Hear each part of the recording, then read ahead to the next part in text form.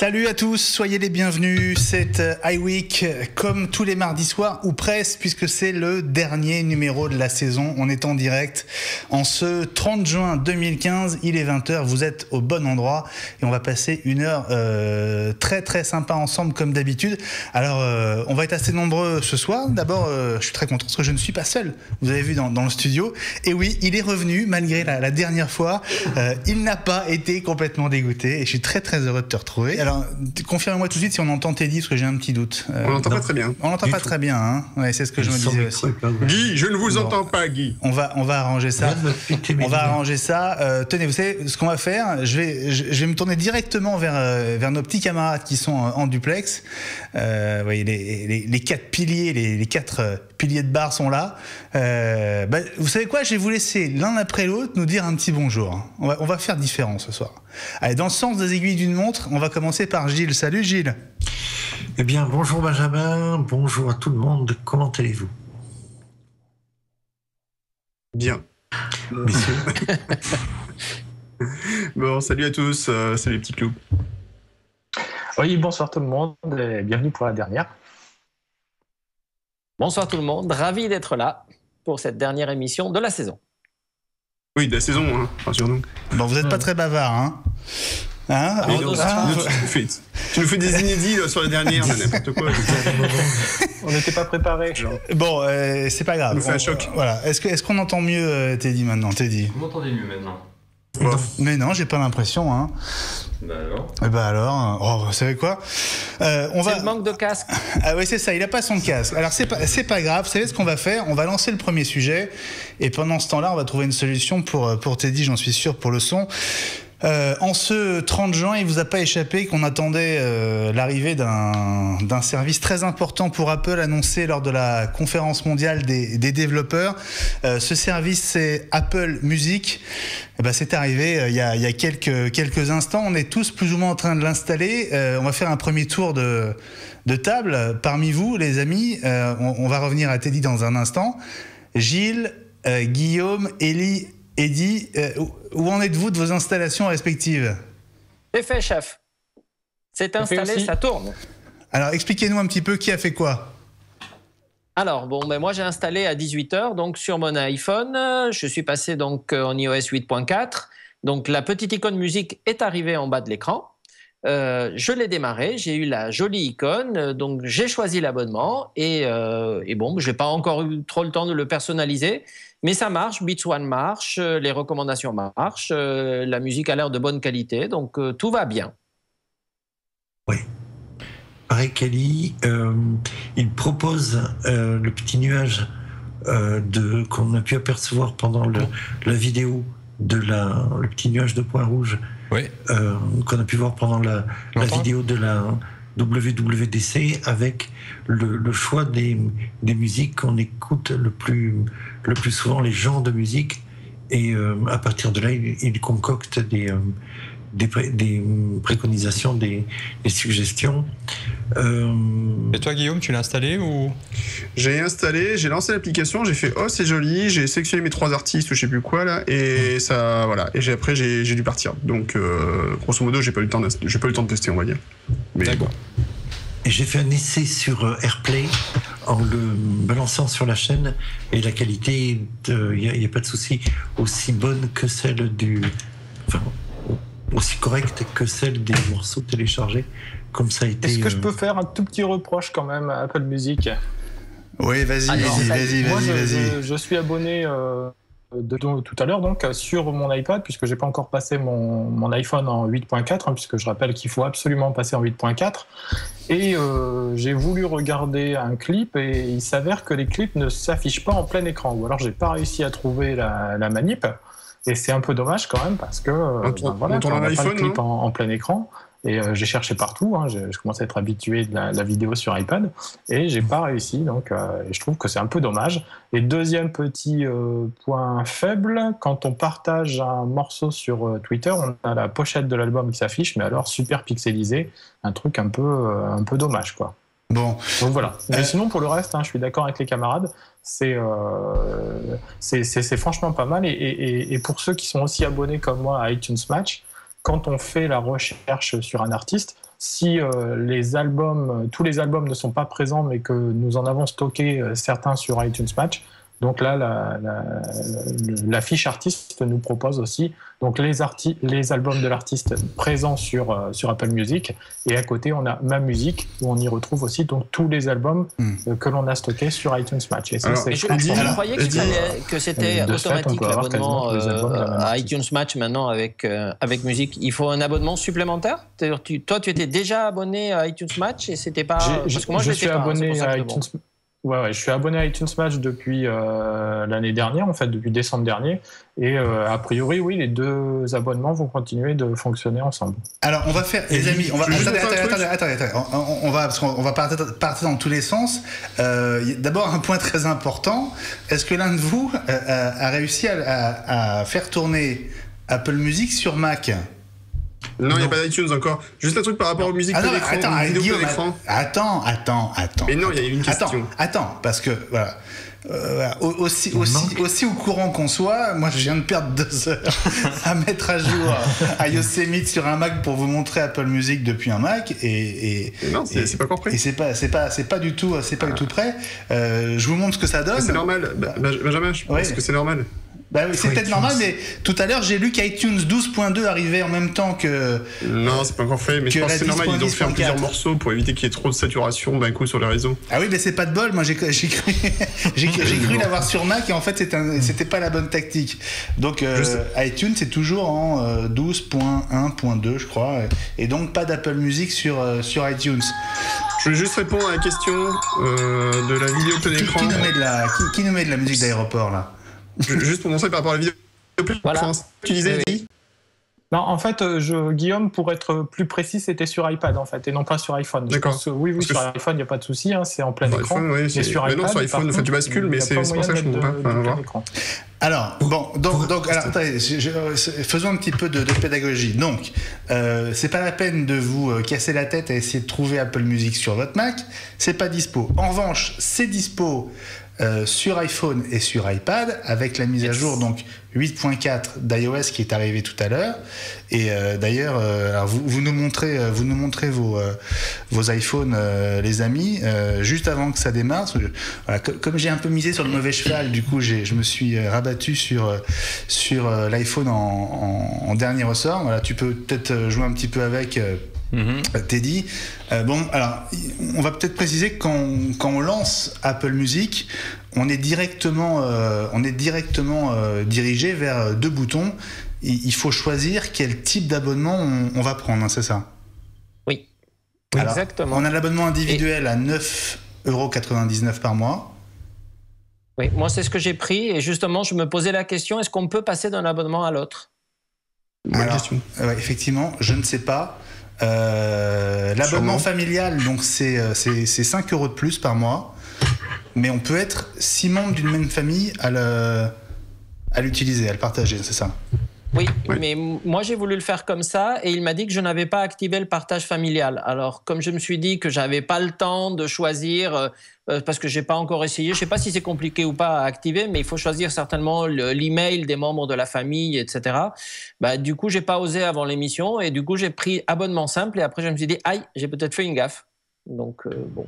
Alors pendant que tu parles, Ellie, Teddy est en train de découvrir l'interface d'Apple Music. Je sais pas sur quoi tu as cliqué là, les petites sphères qui se baladaient. Ah, c'est dans pour ouais, vous, ça c'est ton choix d'artiste. Voilà. Alors si c'est ton iPhone, Benjamin, il est en train de choisir Teddy, que tu aimes. Fais gaffe. Et alors l'interface est très sympa. Quand tu aimes un artiste, tu cliques une fois. Si tu adores l'artiste, tu cliques 2 fois. Et là, ça passe en plus grande, ça devient une grosse sphère. Oui, c'est ce qui et si tu n'aimes pas du tout, tu cliques 3 fois et donc il disparaît. D'accord. Et dis, c'est pas un Mac, tu cliques pas, tu tapes. Sur quoi tu as cliqué 2 fois Top 40. Top 40. Ouais. C'est ton téléphone, c'est pas le mien. Bon, d'accord. Je veux pas savoir si c'est dans le top 40. Bon, donc votre première impression sur Apple Music, vous qui l'avez, qui venez tout juste de l'installer. Il y a une restriction quand même pour répondre à la question d'Eddie. Eddie fait le joint entre Apple Music Match et son compte Apple Music. Quand on n'a pas de compte Music Match, il signale que pendant 3 mois, le partage, aidez-moi, Partage familial. Oui, le transfert automatique sur des morceaux sur tous les appareils n'est pas possible. Il faudra sans doute attendre de rentrer dans la boucle payante pour que ça soit possible. Et c'est peut-être l'intérêt d'avoir Music Match activé. C'est logique parce que sinon, ça veut dire que comme la limite a été étendue de 25 000 à 100 000 morceaux et qu'on a 3 mois gratuits, ça aurait été une occasion assez exceptionnelle pour ceux qui aiment un tout petit peu tricher de synchroniser la musique et de récupérer 100 000 morceaux des serveurs d'Apple en très bonne qualité et gratuitement. Donc, pas mal. C'est vrai que c'est... bien tenté, mais non, il y avait pensé. Alors, Apple Music, donc qu'est-ce qu'on va trouver sur ce service donc de streaming musical? D'abord, tu évoquais la qualité de la musique, de l'encodage. On va pas être dépaysé parce que c'est exactement le même type d'encodage que les morceaux téléchargeables sur iTunes. 256. C'est de la AC 256, ce qui moi me va tout à fait. Je suppose qu'un mélomane absolu va trouver que c'est pas assez bien, mais bon, franchement, la AC 256 c'est bien. Hein. Enfin, moi en tout cas, je vois pas une énorme différence. Mais je vais me faire taper dessus, je le sens. Il faut rappeler que tu pourrais sentir une différence. Tu le mériterais. À 5 000 €, 10 000 €, etc. Mais sur l'utilisation sur un iPod ou autre, le matériel de toute façon va pas forcément te limiter. Enfin, si tu écoutes avec des écouteurs comme les miens, c'est pas vraiment intéressant. Et franchement, le coup, enfin, quand on regarde un petit peu les forums d'audiophiles avec un grand A. On ne dit pas forcément d'ailleurs comme ça autour de moi, la qualité est quand même largement suffisante pour 99% des utilisateurs et t'as pas besoin d'investir un max de thunes pour avoir un truc de qualité, quoi. Faut pas non plus exagérer. En revanche, il faut rappeler que c'est du streaming, hein. Donc il y a un compromis entre vitesse de téléchargement et puis qualité. Qualité audio. Et puis il faut ajouter aussi qu'on peut mettre les morceaux en ligne pour les écouter si à un moment donné on n'a plus de réseau en fait. Oui. Et il y a cette possibilité en fait de télécharger les morceaux sur son iPad ou son iPhone pour pouvoir les emmener avec soi, même à un endroit où on n'aurait pas accès à un réseau Wi-Fi ou ni 3G ni 4G. Ouais. Et en tout cas, pour ceux qui cherchent un équivalent, la AC256 est l'équivalent du MP3 en 320 kg. Hein. Donc pour ceux qui utilisent le MP3 habituellement ou qui ne sont pas sur plateforme Apple, et donc qui ne devraient pas d'ailleurs être là, puisque nous, on ne parle qu'aux gens qui ont une plateforme Apple, on est très sectaire. Mais c'est pas vrai. C'est pas vrai, Elie, on le sait. C'est la dernière, alors on se lâche un peu. C'est vrai, bon d'accord. Alors juste quand même quelques points de comparaison. Donc 256 kilobits AAC pour Apple Music. Spotify stream en 320 kilobits. Donc légèrement au-dessus d'Apple. C'est du MP3. C'est du MP3. C'est du MP3, c'est pas du AC. Ah ouais, bien, pareil. Absolument. Alors qu'est-ce qu'on peut comparer? Google Play, 320 kilobits aussi, c'est du MP3. pareil. C'est du MP3 à chaque fois. Il n'y a que Mm. Apple qui utilise le AC, je crois. Du AC, c'est un truc qui a été développé à la demande, même s'il est ouvert. Il a été développé en collaboration avec Dolby Music. C'est un truc qui compresse le rapport compression-qualité est bien meilleur.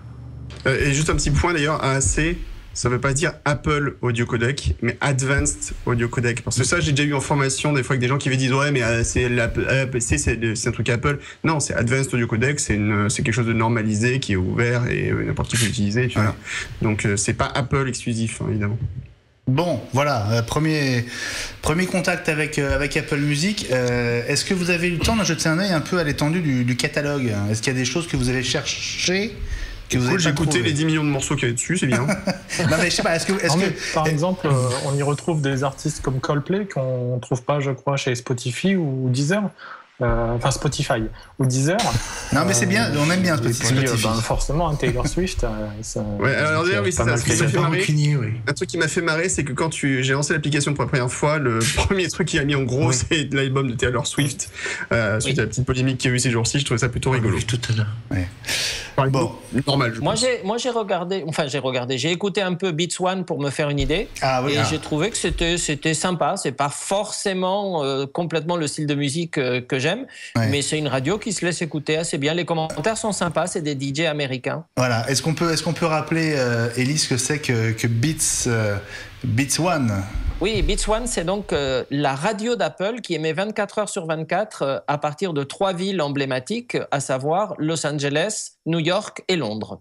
Et on commence à avoir des exclusivités Apple. Par exemple, Elton John a dit qu'il animerait une émission hebdomadaire sur Beats One. Et je crois qu'il y a des DJ assez célèbres qui vont animer aussi donc des émissions sur Beats One. Ouais.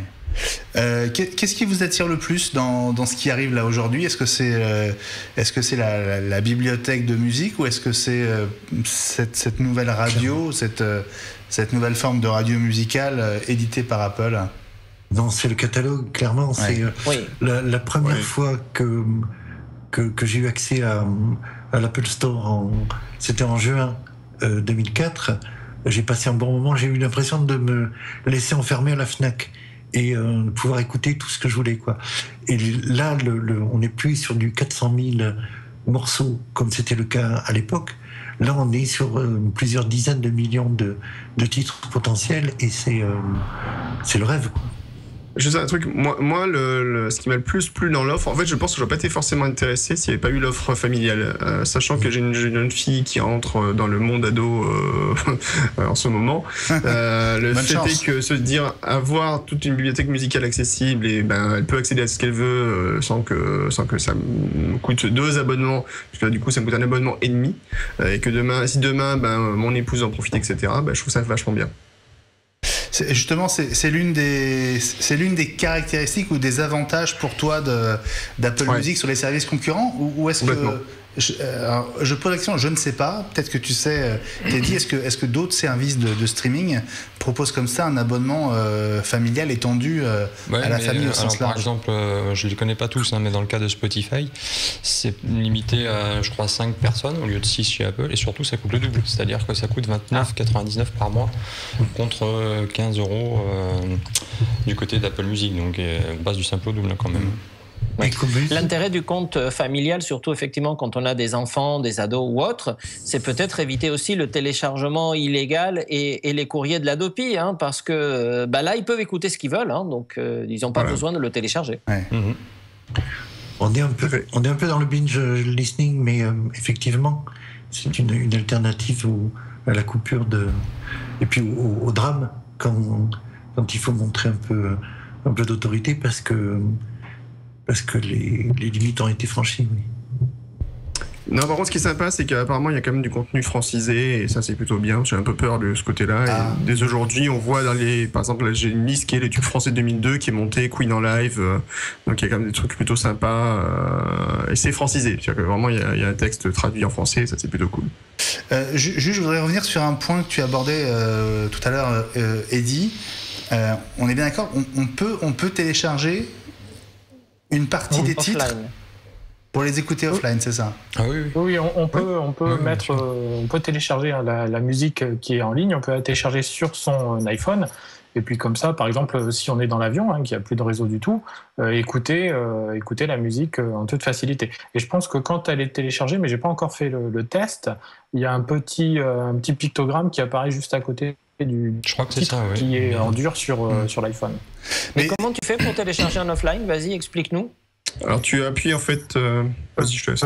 Je pense qu'il faut dans les petits points de suspension qui sont en bas à droite, je crois. Et, d'accord. Guillaume va nous montrer ça. Non, je sais pas si on voit pas très bien parce que c'est un peu lumineux là, mais effectivement, tu appuies sur les 3 petits points là à côté, tu as une fonction ajouter offline. Mais je viens de découvrir un truc intéressant. Si vous dites ajouter à ma musique, il faut activer la fonction de bibliothèque musicale iCloud dans les réglages. Donc, si vous n'avez pas activé la bibliothèque musicale iCloud, ça ne marche pas. Ah, parce qu'on essaye là, pendant que tu nous parles, Guillaume. Alors tu dis pour télécharger offline, tu appuies sur les 3 petits points à droite, par exemple. Tu vois, là, à droite, tac, voilà. Ouais, c'est ça. Là-dessus, l'interface n'est pas très intuitive, je trouve. Voilà. Et tu as rendre disponible hors ligne. Ok. Ah oui, effectivement, oui. Vas-y, Voilà. essaye, Teddy. Et là, si tu n'as pas activé la fonction de bibliothèque musicale iCloud, comme moi c'est le cas, par exemple, il me dit que dalle. Ouais, donc là, apparemment, il doit être disponible en ligne. Faut l'activer. Ça plus, donc a priori, c'est bon. Ah, ça a dû marcher pour moi, parce que... Voilà, parce que pour moi, ça n'a pas marché. Il me dit tout de suite, voulez-vous activer la bibliothèque musicale et machin. Voilà. D'accord. Bon, on va continuer à être étonné. Tout ça est très très frais. Hein. On a installé la mise à jour 8.4 entre 19h et 20h. Donc on C'est du démarrait à direct 20h. live. Voilà. On était, là on est vraiment en direct live à chaud. D'ailleurs, si vous avez déjà fait l'expérience d'Apple Music et si vous continuez pendant qu'on a commencé l'émission, faites-nous part de votre sentiment, de vos premières impressions avec le hashtag iWeekTV. On compte sur vos tweets. Et on surveille le fil Twitter de l'émission, évidemment, puisque vous pouvez participer, interagir, nous poser des questions, ou peut-être participer au débat ou nous donner des infos qu'on aurait loupées. La concurrence s'organise, évidemment, les amis. On va d'abord commencer par parler de la concurrence positive, peut-être, et des applis comme Shazam qui se préparent. Ouais. Qui se prépare à devenir compatible finalement avec Apple Music, t'as dit. Ouais, Shazam qui est peut-être l'application que moi j'utilise le plus. À chaque fois que j'ai un nouvel appareil, c'est la première application que j'installe, c'est toujours Shazam. D'ailleurs, ça a été la toute première application que j'ai installée sur mon tout premier iPhone. Ouais. Et j'utilise très souvent. C'est génial. Ah ouais, franchement, je trouve ça top. Et donc là, du coup, avec maintenant Shazam, il peut reconnaître. Donc, quand il reconnaît le morceau, il vous propose de l'écouter en entier, donc dans Apple Music. Ah oui, il fait le lien directement. Voilà. Ouais. Et on peut mais est-ce que la mise à jour est déjà sortie Music, du coup, parce que je l'ai pas vu. Ellie ? Oui, j'ai bien lu la news comme quoi Shazam allait être compatible, mais quand j'ai fait mise à jour dans mes applications, il m'a pas proposé de nouvelle version depuis hier. Donc, est-ce que c'était déjà dans la version qu'on a sur nos iPhones, ou est-ce que comme la mise à jour Mac, de Shazam, c'est quelque chose qui va arriver, elle est pas sortie aujourd'hui, elle est sortie il y a quelques jours, et elle contenait déjà ça. Hein. Écoute, tu vois, si le papier là que je vous montre sur e-génération, nous dit que Shazam est prêt, hein, effectivement, qu'il y a une mise à jour. À la fois sur iOS et sur Android, et dans la mise à jour pour iOS, il y avait ça, donc la possibilité d'envoyer un morceau dans la liste de lecture d'Apple Music. Voilà, l'appli était prête pour l'arrivée d'Apple Music aujourd'hui. Voilà. Okay. Ce sont des avantages. On rappelle que Shazam est intégré à Siri maintenant, et je pense qu'il y a des liens entre Shazam et Apple, et à mon avis, ils ont dû préparer ça peut-être avec Apple ces dernières semaines. Bon, ça fait un bout de temps parce que tu as déjà l'intégration avec Siri de Shazam, donc je pense que oui, c'est dans l'extension ce qu'ils ont déjà fait, quoi. Je suis peut-être un petit peu lent, hein, excusez-moi, mais j'aime bien revenir sur les choses pour être sûr que tout le monde a bien compris, parce que parfois on parle de choses en pensant que tout le monde sait de quoi on parle, mais c'est pas forcément évident. Au début, vous avez parlé d'iTunes Match. Est-ce que vous pouvez nous rappeler ce que c'est et de quelle manière ça s'imbrique aujourd'hui avec Apple Music ? Je suis abonné à iTunes Match, donc je peux peut-être en parler. Alors iTunes Match, c'est un service qui existe depuis 2 ans, je crois maintenant, et qui permet de stocker en ligne sa musique et comme ça de la retrouver sur tous ses appareils. L'avantage aujourd'hui d'iTunes Match en complément d'Apple Music, c'est que si un album n'est pas disponible sur Apple Music et qu'on l'avait nous dans notre bibliothèque et qu'on l'a mis sur iTunes Match, on peut le retrouver aussi donc hors ligne ou en ligne sur la même interface dans l'application musique. D'accord. Et pour ceux qui ne sont pas abonnés, parce que j'ai posé la question tout à l'heure, est-ce que l'abonnement Apple Music inclut dorénavant l'abonnement Music Match ou pas ? Je pense pas, non. Non, ça reste 2 abonnements séparés. Non, ça séparé. Par contre, l'abonnement donc pour la partie cloud, Apple Match, enfin Music Match, par contre, en fait maintenant passe à 100 000 morceaux au lieu de 25 000. Enfin, va passer à 100 000 morceaux a priori. Ça sera soit avec iOS 9, ça par contre, ça sera pas. A priori avec iOS 9, ouais. Ça veut dire quoi le passage à 100 000 morceaux? Bah en fait, à 100 000 morceaux, pas 5 000. En fait, avant, quand tu voulais synchroniser ta musique avec iTunes Match, donc mettre toute ta bibliothèque musicale sur iTunes dans le cloud, eh bien, tu étais limité à 25 000 morceaux maximum. Voilà. Alors, ça paraît peut-être pas énorme pour beaucoup, mais je connais des gens qui ont largement là de ça. Donc, du coup, là, la limite, elle est passée à 100 000 morceaux avec iOS 9, a priori. Et ça a été confirmé par ADQ, ils travaillent là-dessus. Donc, c'est plutôt une bonne nouvelle. Pas mal, x4. Ouais, il faudra juste que tu aies une bande passante de Foley pour tout télécharger. Mais justement, l'intérêt, c'est de ne pas avoir à tout télécharger quand tu veux synchroniser. C'est l'avantage d'iTunes Match. Il ne synchronise que les morceaux qui ne sont pas déjà en local et après, il récupère les informations. Il compare avec ta bibliothèque locale et il ne renvoie les morceaux que les morceaux manquants, en fait. D'accord. Un petit rappel, je crois que iTunes Match, c'est 25 € par an, de mémoire. Ouais. Je vous écoute là avec beaucoup d'intérêt parce que je suis. Moi aussi, je m'écoute avec beaucoup d'intérêt. Non mais je veux dire, en fait, je suis pas très utilisateur de musique sur iPhone et iPad. Je vais sans doute m'y mettre davantage, y revenir en tout cas. Ce que j'essaie de comprendre, c'est finalement quel est l'intérêt de garder l'iTunes Store, l'iTunes Music Store, avec maintenant que ce service existe. Parce que c'est plus compétitif du tout, quoi. Mais non, c'est pas compliqué. Ce sont 2 services différents. iTunes Store, tu achètes ton abonnement, tu le télécharges, c'est fini, tu peux le mettre sur ton appareil que tu veux, à usage personnel, mais tu n'as pas de limitation sur quoi que ce soit. Tu achètes ton morceau, il t'appartient, entre guillemets. iTunes, BitMusic, enfin Apple Music, tu décides de ne plus avoir d'abonnement, t'as plus d'abonnement, donc t'écoutes plus rien. Voilà. Donc, oui, mais plus de morceaux, t'as plus rien. À partir du moment où tu peux télécharger les morceaux hors ligne. Oui, mais quand tu auras plus payé ton abonnement, ils seront plus utilisables. Merci les DRM. Ouais, mais les morceaux valent combien maintenant sur l'iTunes Music Store? Ça dépend, entre 1 et 1,50, je crois. Ouais. Mais après, c'est une question. C'est très simple. Benjamin, c'est relativement simple. T'as des films que tu apprécieras de louer. Mais tu veux pas dire que tu veux les acheter et il y en a que tu as envie de conserver à jamais dans ta bibliothèque parce que tu dis ça c'est génial, je veux les garder tout le temps. Ouais, je suis d'accord. C'est le même principe. Donc il y a des choses que tu vas consommer et tu dis c'est cool, j'aurais pas acheté si j'avais pas eu dans Apple Music. Et puis il y a des trucs que tu achèteras quand même parce que tu dis le jour où il y aura plus Apple Music parce que le serveur d'Apple est par terre ou quoi que ce soit, j'aurais envie quand même de conserver ça. Et peut-être même que tu iras acheter le CD parce que tu as envie d'avoir l'objet physique avec toi et basta. Donc ce sont 2 services différents. Je comprends tout à fait la distinction, mais il risque d'y avoir une grosse partie de la clientèle d'iTunes qui va migrer assez vite. Et Benjamin, il vaut mieux que la clientèle de l'iTunes elle aille sur Apple Music que sur Spotify. C'est toujours je suis d'accord. Non, mais je dis pas que c'est mal, mais c'est. Et je pense même que c'est pas forcément un mauvais calcul parce que aujourd'hui, tu dis je prends Apple Music par exemple, là, si je prends l'abonnement familial ou même si je prends l'abonnement de base c'est 120 € par an du coup que tu auras peut-être pas mis dans tous les cas en achetant de la musique physique. Parce que moi, je pense pas que l'année dernière, j'ai acheté pour 120 € de musique sur iTunes Store. Par contre, là, je vais payer effectivement 120 € de abonnement. Aux États-Unis, les revenus du streaming sont déjà supérieurs à ceux de la musique du CD physique. Donc, il y a un glissement petit à petit ne serait-ce que pour des raisons de démographie. Maintenant, on arrive à maturité et avec un pouvoir d'achat des jeunes qui n'ont jamais connu le CD en tant que seringa, comme nous, notre génération, le 78 tours. Nous étions la génération de la cassette et du micro-sillon. Et eux considèrent l'achat à la pièce comme quelque chose des adultes bien sûr. Et de dépassé. Bien sûr. Ouais. On n'a pas encore dit un mot des. Enfin, si, on a évoqué Taylor Swift. C'est pas sa veste qu'elle retourne, c'est autre chose, mais il y a 2-3 exclus là sur. Pardon, Guillaume, tu. Oh non, c'est pas grave. C'est pas grave. C'est pas grave. Il y a 2-3 exclus sur Apple Music. Alors évidemment Dr Dre, mais c'est c'est facile parce qu'il fait partie de la maison et. C'est pas si évident que ça parce qu'en fait, il faut savoir que Dr. Dre.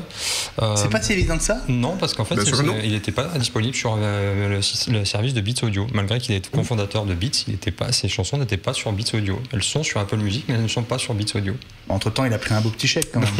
Ouais, non mais c'est pour dire. Ça aide. Ouais, mais ça veut rien dire. Après, c'est les maisons de disques, comment ça marche, c'est un peu spécial. Voilà, ouais, je suis d'accord, mais bon. Il y a également Eminem et Pharrell Williams aussi qui ont des morceaux d'exclusivité. Il y a la nouvelle chanson de Pharrell Williams que tout le monde attend et qui doit démarrer aujourd'hui en exclusivité. Et il y a le clip vidéo aussi. Ouais, cette chanson, elle s'appelle Freedom.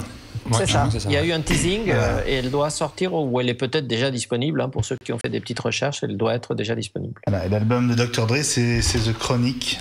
Voilà, fait partie des exclus d'Apple Music. D'Apple Music, voilà.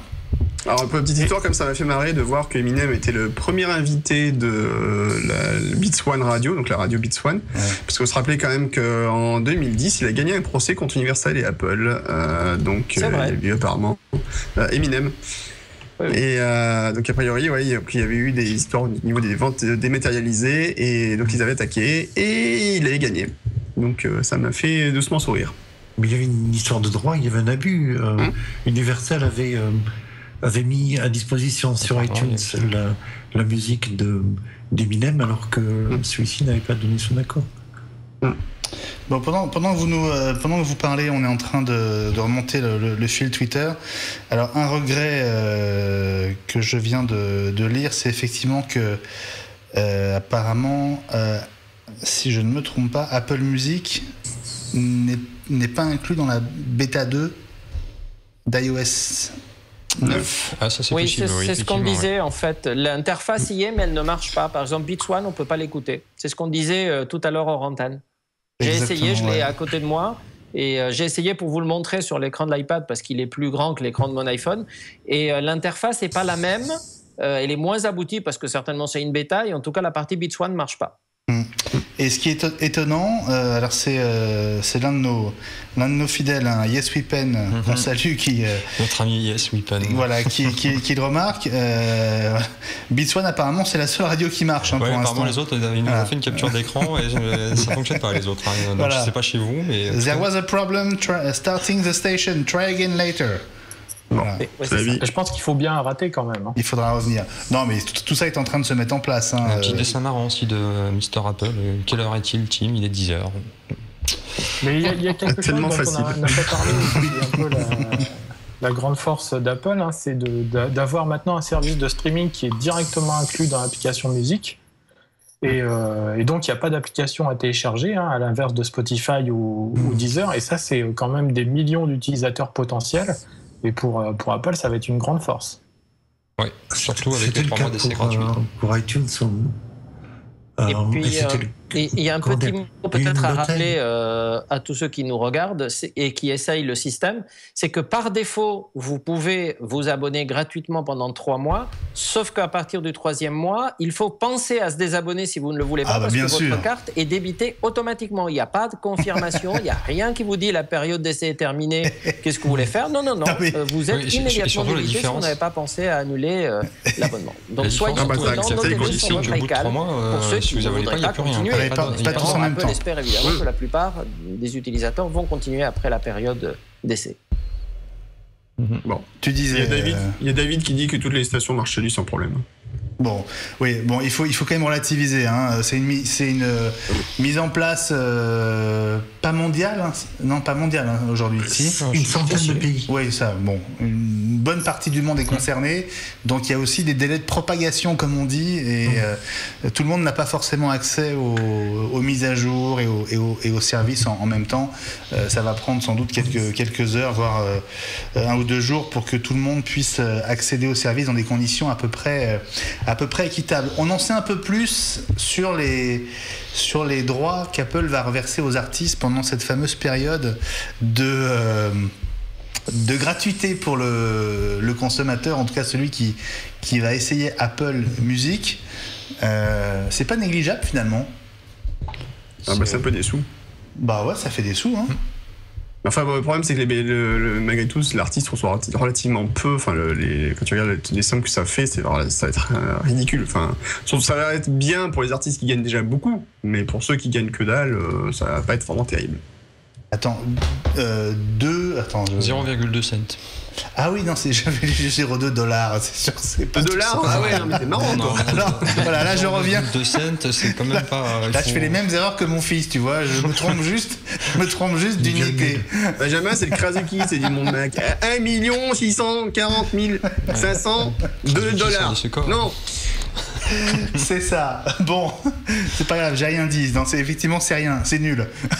Ça n'a aucun intérêt. En fait, c'est ni plus ni moins que ce que font les autres, hein. Spotify et autres. Hein, c'est exactement la même chose. Ouais. Hein. Bon, ok, donc rien de neuf de ce côté-là. Non. On parlait des de levier qui compte. On parlait. Oui, mais pour Taylor Swift, ça fait des sous, hein, je vous assure, hein, vu le nombre de fois où elle va passer. Oui, bon, tout le monde ne se réjouit pas d'ailleurs de sa présence. Sur Twitter, ça va pas. Non, ça. Non, par contre, ce qui est assez marrant, c'est qu'il y a eu un article d'un photographe qui a répondu à l'open letter de Taylor Swift qui disait ouais, faut qu'Apple paye ses droits, machin, et paye les droits pour la musique, très bien. Il y a un photographe qui a dit ouais, mais ce serait bien aussi que Taylor Swift accepte de payer les artistes photographes qui font les photos de ses concerts, en mettant pas des limitations monstrueuses. Ah, Guillaume, tu sais quoi, on va te proposer le replay de l'émission de la semaine dernière. Ça, tu verras qu'on en a très très bien parlé. De ce photographe. Bon, c'est pas grave, chacun son four. Il n'y a pas de raison. Allez, bon, on parlait pas de la concurrence, mais en tout cas de l'écosystème qui s'organise face à l'arrivée d'Apple Music, qui est évidemment pas négligeable.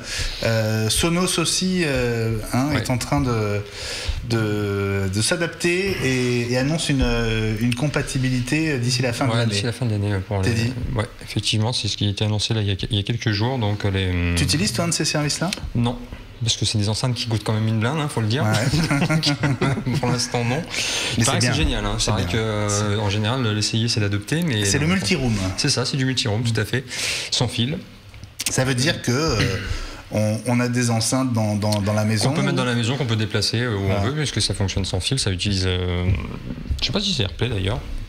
Maintenant, oui. Avant, c'était leur propre réseau propriétaire et c'était un petit frein. Et maintenant, ils sont totalement compatibles avec le Wi-Fi que vous avez chez vous et donc avec AirPlay. Voilà. Avant, il fallait un bridge spécial et ils utilisaient leur Wi-Fi parce qu'ils voulaient garantir la qualité. Et donc, c'était un peu compliqué. Mais maintenant, ça y est, ils sont rentrés dans le rang et en plus, maintenant, ils ont une gamme plus étendue, ce qui fait que avant, quand on n'avait que le Play 5, ça coûtait effectivement une blinde. Mais maintenant, il y a le Play 3 et il y a le Play 1. Le Play 1 est un peu moins cher. Oui. Voilà. Et l'un des intérêts, c'est qu'on peut évidemment jouer le même morceau dans toutes les pièces de la maison, donc c'est hyper agréable parce qu'il y a une sorte de continuité d'une pièce à l'autre, mais on peut aussi décider dans une chambre ou dans le salon de jouer un morceau différent. C'est pas mal, effectivement. Ça peut le faire. Donc, voilà. Oui, ça peut être très sympa. Donc voilà, donc Sonos est en train de se pencher sérieusement sur la question de l'intégration d'Apple Music et ce sera fait avant la fin de l'année. C'est une question de gros sous et de royalty entre les deux sociétés, ni plus ni moins. C'est-à-dire, Gilles ? C'est-à-dire que Sonos va verser une redevance à Apple pour l'accueil de son... C'est le principe de l'écosystème. Tout l'écosystème travaille pour celui qui est en haut de la pyramide, en haut de la chaîne alimentaire, et tout le jeu de celui qui prétend à un écosystème, c'est de mettre en place un écosystème le plus large possible pour pouvoir tirer des revenus les plus importants possibles de l'initiative qu'il a prise. Oui, mais Gilles, qui a le plus intérêt finalement à être sur les enceintes de Sonos ? C'est pas Apple justement qui va pouvoir vendre son abonnement ? Parce que c'est un argument de vente aussi pour Sonos en disant on est compatible avec pour les deux, hein. Pour les deux, c'est un partenariat gagnant-gagnant, comme on dit. Bah oui, mais pourquoi c'est Sonos qui paie à Apple ? Parce que c'est c'est Apple qui a le service qui a priori sera leader sur le marché. Sonos peut se retirer du jeu s'il n'y trouve pas son compte et aller voir celui qui sera le potentiel remplaçant d'Apple, Google par exemple, ou Spotify, ou accueillir potentiellement plusieurs services sur ses dispositifs et éventuellement servir de plateforme pour un abonnement. C'est une chose qui se discute. Mais Apple a vocation à prendre dans le streaming la place qui a été la sienne dans la musique au téléchargement. C'est clair. Alors, si vous vous intéressez à tout cet univers du streaming, il y a un papier, intéressant sur Spotify, oui, qui reprend en fait une étude du Haut-Parleur, un magazine spécialisé. Spotify, quelques chiffres, 68 millions d'abonnés, c'était le total au mois d'avril. Et donc 75 millions maintenant, mais alors, sur les 17 millions de payants. Exactement. Donc, ça relativise. Voilà. Oui. Et si on prend par exemple pour la France, il y avait 1,4 million d'abonnés gratuits et seulement 240 000 abonnés premium, ce qui donne un peu aussi une idée du chemin qui est à parcourir aussi pour Apple Music, parce que la différence qu'il y a entre Apple Music et Spotify, c'est que sur Apple Music, à l'issue des 3 mois, il n'y a plus d'offre gratuite, c'est où vous payez, vous n'avez plus rien. Oui. Donc il faudra réussir à convaincre les gens de s'abonner, et c'est pas, on voit que sur 1,4 million pour Spotify, il n'y en a que 240 000 qui ont franchi le pas. Donc, ils ont un game changer qui sont les écouteurs Beats, et qui vont jouer, je pense, le rôle qui a été celui de l'iPod pour l'adoption d'iTunes et de l'iTunes Music Store. C'est la raison pour laquelle on s'est posé la question ici l'année dernière, pourquoi ils avaient acheté une marque qui avait une réputation de qualité relativement moyenne, médiocre, du point de vue du sonore. Et en fait, c'est la popularité chez les jeunes et le public qui est visé par le streaming, en fait, par Apple, pour ce service de streaming. Bon, est-ce que vous avez quelque chose à ajouter sur Apple Music ? Je pense qu'on a à peu près fait le tour. 2 heures à peine, même pas, hein, 1h30 après l'arrivée du service en On veut France. l'utiliser, allez, on passe à la suite. Bon, il y a encore pas mal d'actu, hein. On va faire un sort évidemment Je propose qu'on parle de l'actualité du soir avec l'arrivée de 10.4, macOS 10.4 qui vient de débarquer. Attends, on peut faire une petite pause ? Ouais, fais une petite pause. Une petite pause technique. Hein. À tout de suite. Tu fais pipi dans iWeek.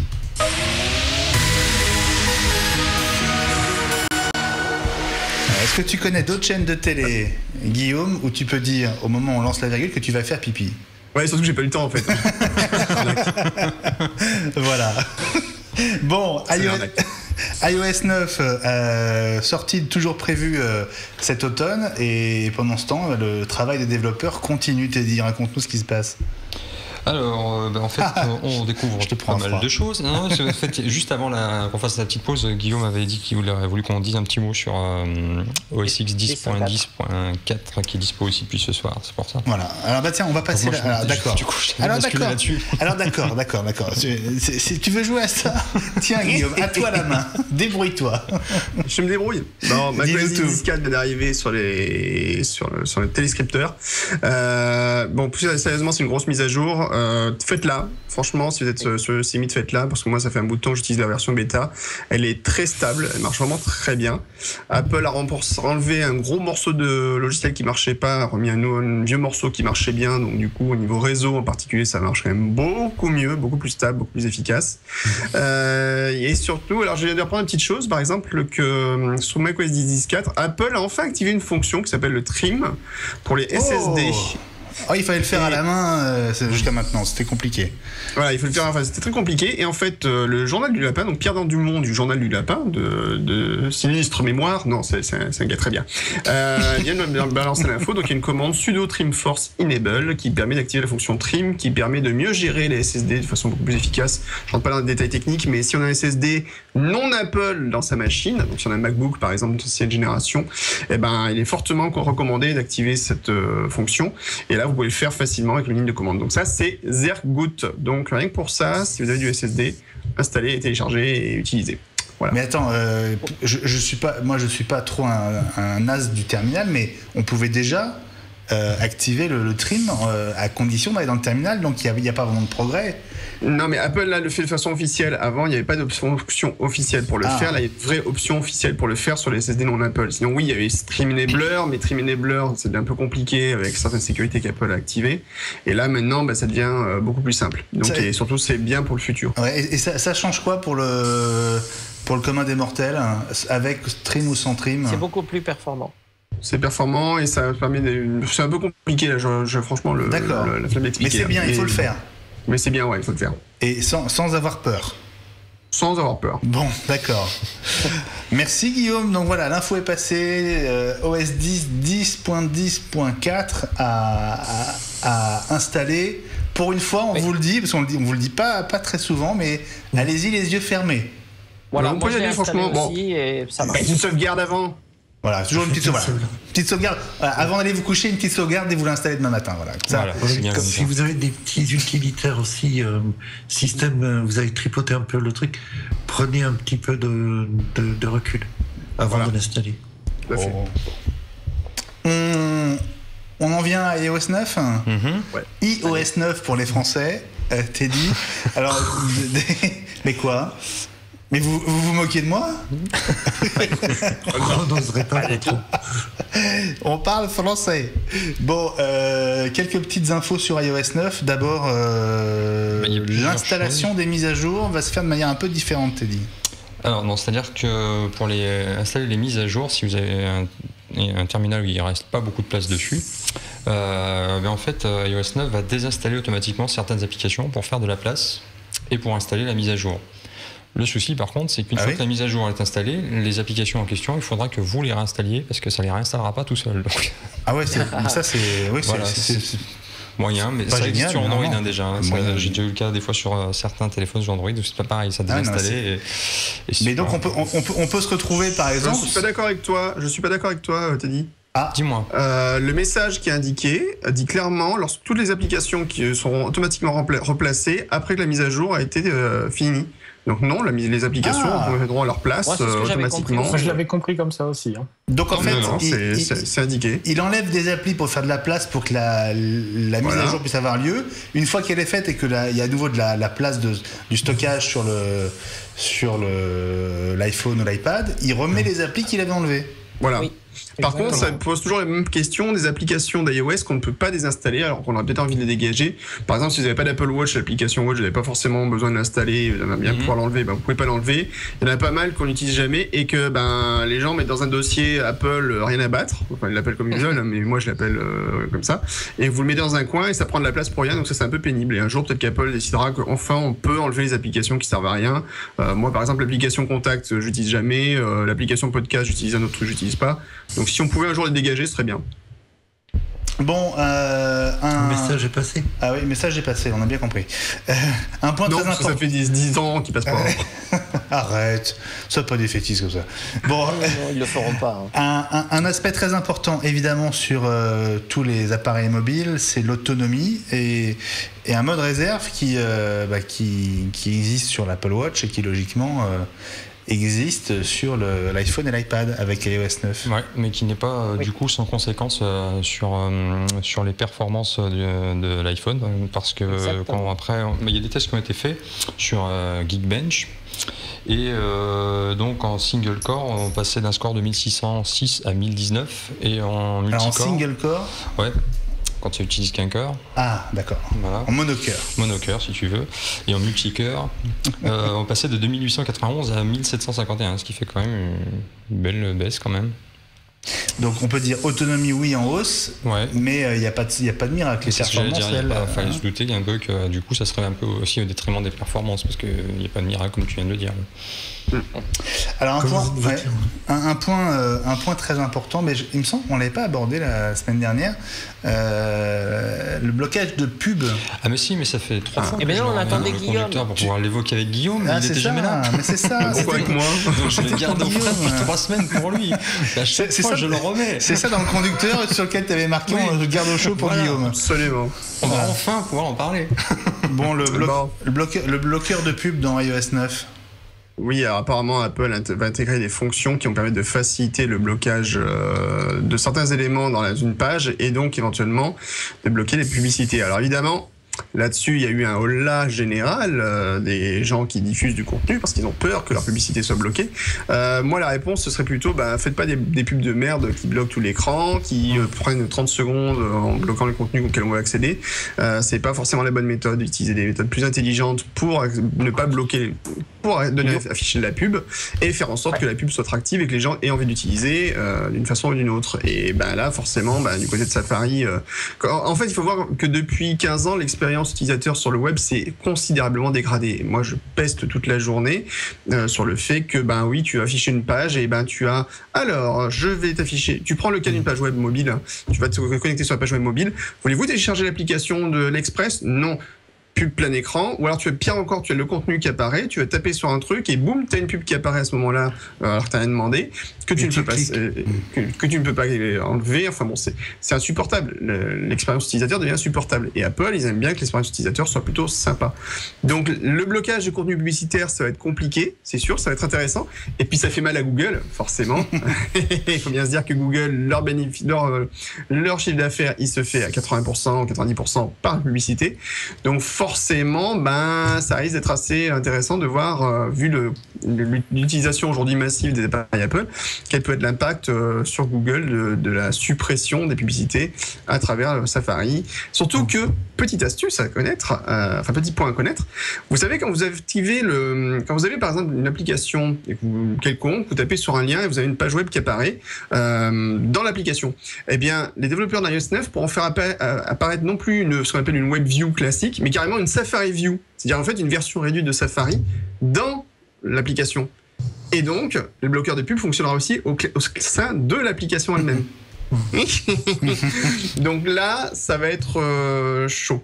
Ça va être intéressant. Bon, les amis, je vous propose qu'on fasse une petite exception dans iWeek, qu'on accueille l'un de nos téléspectateurs. Alors c'est sympa parce que c'est un nom Twitter et pour une fois, on met un visage sur un nom.